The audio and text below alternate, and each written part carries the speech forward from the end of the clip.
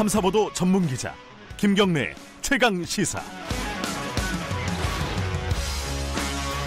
김경래 최강 시사 2부 시작하겠습니다.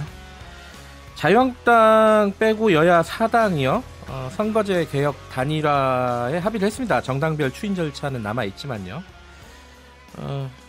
바른미래당하고 평화당 안에서는 약간의 불협화음이 좀 나오는 것 같지만 일단 무엇보다 자유한국당이 거세게 반발하고 있습니다. 입법 쿠데타 이런 말도 쓰고 있고요. 자유한국당 한번 연결해 보겠습니다. 정용기 정책위의장 연결돼 있습니다. 안녕하세요.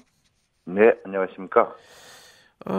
입법 쿠데타라는 말은 어떤 뜻이죠, 정확하게? 제가 느낌이 잘 안 오네요. 예. 네, 자, 일단은 뭐 선거제를 가지고 네. 이런 식으로 합의 처리되지 않고 일방 당사자들끼리만 모여서 네.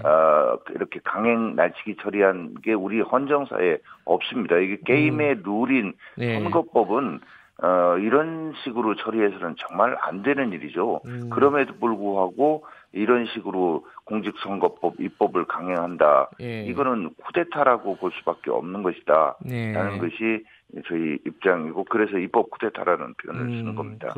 그런 말씀도 하시더라고요. 좌파 정권, 좌파 영구 집권의 어떤 전략이다. 뭐 이렇게도 평가를 하시는 것 같은데 그거는 왜 그렇게 생각하시는 거죠? 이게 연동형 비례대표제라는 것만으로도 네. 이게 전 세계적으로 독일하고 뉴질랜드 정도 실시하는 아주 특이한 제도로이고 그거의 궁극적인 목표는 결국은 끝은 다당제입니다. 네. 이런 다당제가 됐을 때 우리 정치 지형에서 네. 어떤 결과가 나올 것인가 하는 것이 예상이 될 수가 있는 것이고요. 그렇게 된다면 좌파 정당들끼리 연합 정권식으로 이걸 운영하면서 우파 정당인 자유한국당을 지리적으로는 TK에 예. 정치 지형적으로는 가장 오른쪽으로 몰아내고 네. 군소정당화하겠다. 그래서 좌파 영구집권의 어떤 틀을 네. 내년 4월 총선에서 반드시 만들어내겠다. 이런 전략적인 목표를 가지고 하고 있는 거라고 보고 있습니다. 그러니까 좌파 정당이라고 하면 지금 더불어민주당하고 정의당을 말씀하시는 건가요? 뭐 그렇죠. 거기다가 통진당 이후 그런 아류 정당도 내년에 이런 제도가 도입된다면 또다시 원내에 진입할 수 있게 되겠죠. 약간 반론들이 좀 있는데 여쭤보면요. 일단은 이번에 패스트트랙을 한국당 제외하고 사당이 강행하는 게 원인 제공을 자유한국당이 한 게 아니냐. 이게 논의에 안 들어와 놓고 왜 지금 와서 다른 말 하느냐. 뭐 이런 얘기들도 있지 않습니까? 이거 어떻게 얘기를 해야 될까요? 논의에 들어가지 않은 게 아니라 저희는 저희 당 안을 냈습니다. 그리고 저희가 이제 연동형 비례대표제를 포함해서 논의하겠다, 검토하겠다 해서 쭉 논의와 검토를 해보면 해볼수록 연동형 비례대표제는 정말로 안 되겠고 또 국민들이 원하시는 것이 결국은 오히려 국회의원 의석수 좀 줄여라. 그리고 비례대표보다는 내가 내 손으로 뽑는 지역구 국회의원을 오히려 좀 그러면 늘리는 건 모르겠다. 이런 게 국민들의 뜻이기 때문에 국민들의 뜻을 받들어서 저희가 비례대표를 없애고 현재 300석에서 30석 10%를 줄여서 270석으로 하자라는 저희 안을 냈습니다. 그런데 자신들 입맛과 자신들이 의도했던 것이 아니라고 해서 한국당은 안도 없다, 안도 안 냈다라고 하고 일부 언론이 거기서 맞장구를 치면서 마치 한국당이 이렇게 안 하는 것처럼 이렇게 됐고요. 이번 최종 합의할 때는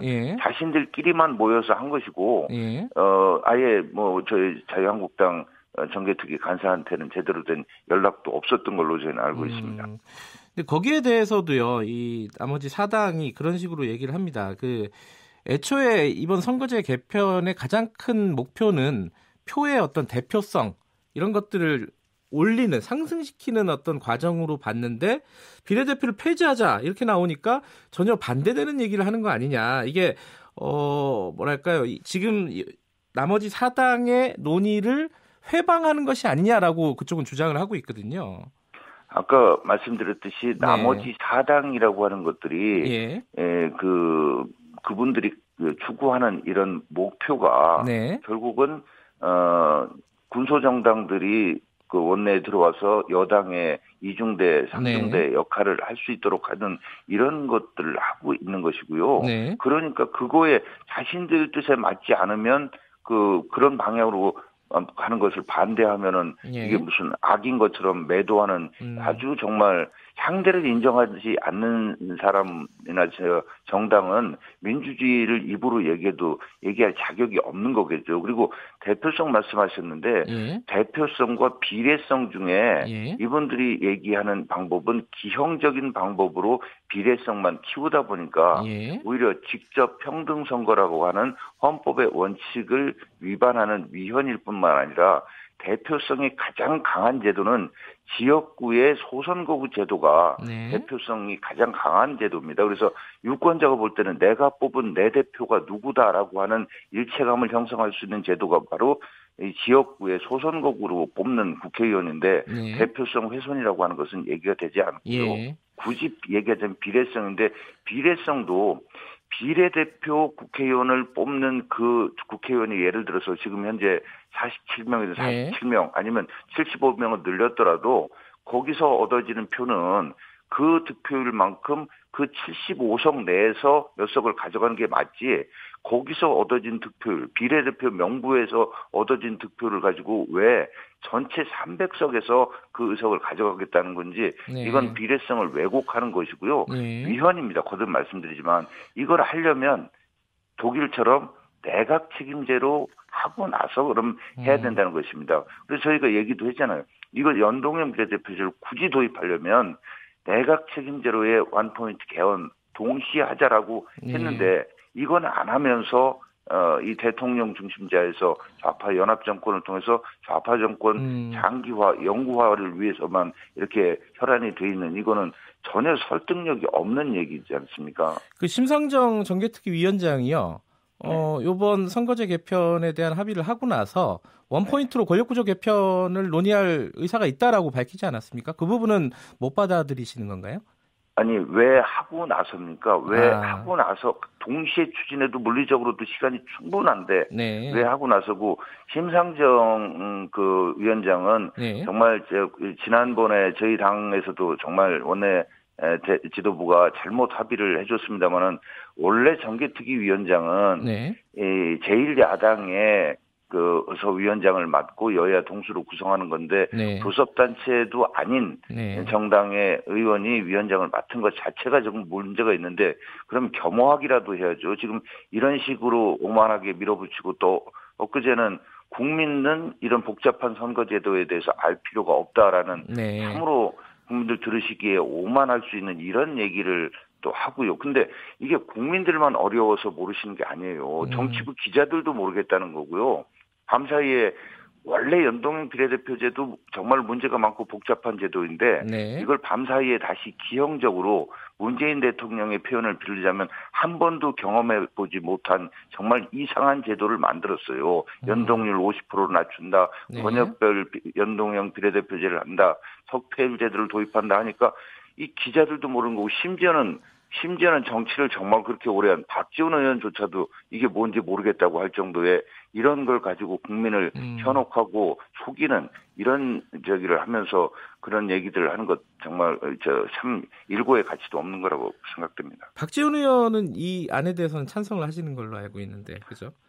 뭐 그런 여부를 찬반 여부를 떠나서 국민과 그 정치부 기자와 국회의원들조차도 이해하기 힘든 이런 제도를 밤사이에 만들어내는 이것 자체가 문제가 있다는 점을 지적하는 겁니다. 알겠습니다. 그거 말고 논란이 또 하나 있는 게 패스트트랙에 선거제를 올리면서요. 지금 공수처법하고 검경수사권 조정법 뭐 이런 것들 다 같이 올리자는 안도 지금 나오고 있습니다. 논의가 되고 있는데 요건 어떻게 생각하십니까? 네, 뭐 아니라 그렇게 하겠다는 거죠. 근데 일부 야당에서는 그 부분에 문제를 지적하는 걸로 보고 있습니다. 근데 공수처와 관련해서는 이런 겁니다.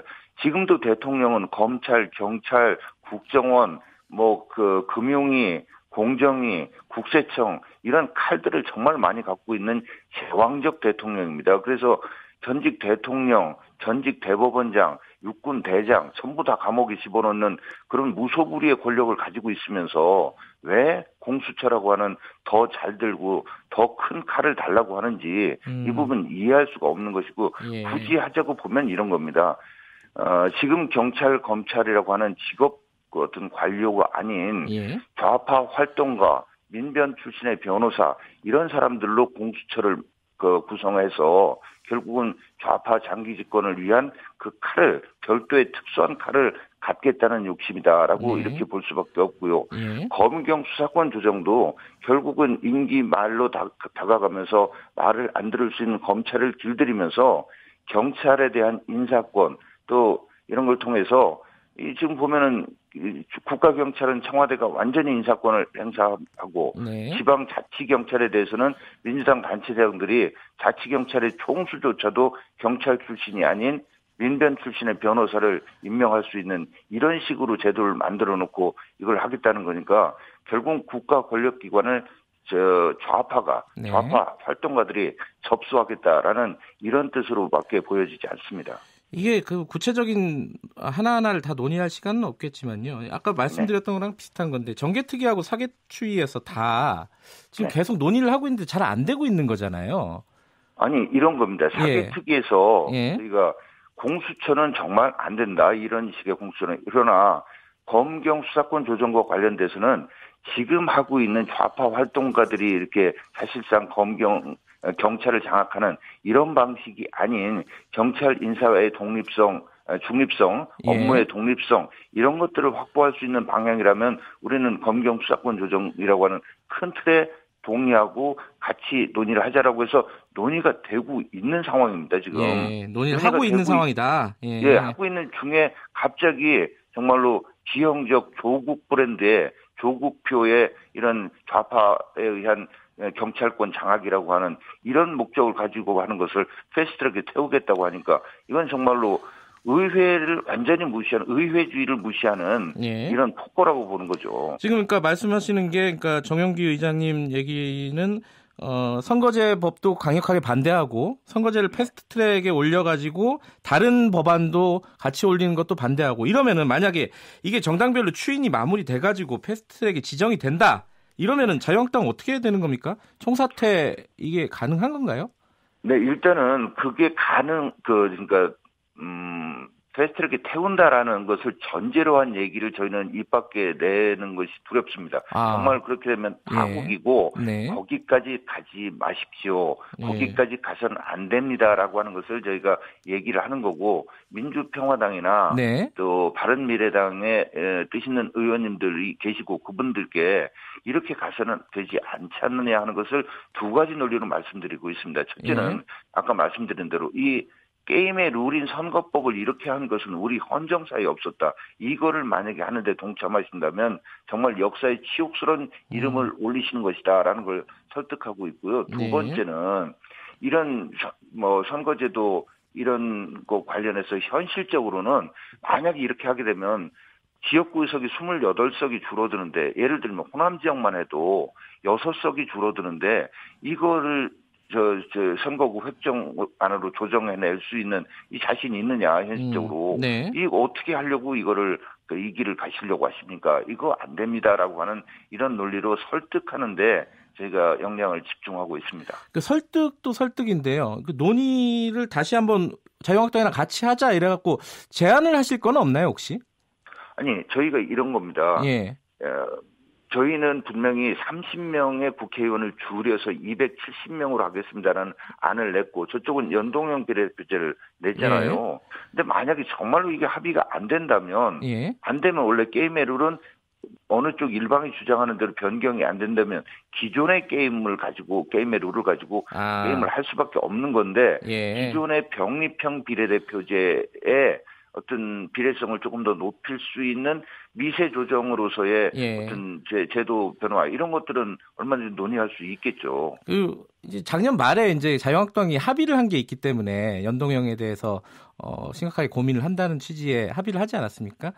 그때 분명히 합의문에 보면 검토한다라고 돼 있습니다. 말 그대로 검토하겠다는 거고 그동안에 검토해왔습니다. 검토의 결과가 아니라는 거고요. 알겠습니다. 그때 저희가 검토라고 하게 됐던 것은 손학규 대표의 단식으로 고령이신 정치계의 대선배에 일단 단식을 중단하실 수 있는 명분을 드려야 된다라는 이런 어떤 국민적인 내지는 정치권 안팎의 여론을 저희가 존중해서 그런 합의를 했던 알겠습니다. 측면도 있습니다. 네. 지금 패스트트랙까지 가면 안 된다라고 말씀하셨는데 혹시라도 가게 되면은 뭐 장외투쟁, 뭐 총사퇴 이런 식으로 국회가 뭐랄까요 중단되는 사태가 벌어질까요? 어떻게 보십니까, 의장님은? 일부분은 앞서도 말씀드렸듯이 정말 좌파 장기 집권으로 가는 이런 어떤 기제이기 때문에 그런 차원에서 저희가 가진 모든 걸 걸고 모든 수단과 방법을 동원해서 투쟁해 나가겠다라는 이런 정도만 말씀드리고 지금은 그런 파국의 상황까지 가지 않도록 노력해야 되고요. 파국 상황 이후에 대한 언급 저희가 될 수 있으면 자제하고자 합니다. 모든 걸 걸고 투쟁해 나갈 테니 파국은 가지 말자 이런 말씀이시네요. 알겠습니다. 여기까지 듣겠습니다. 고맙습니다. 네, 감사합니다. 자유한국당 정용기 정책위의장이었습니다.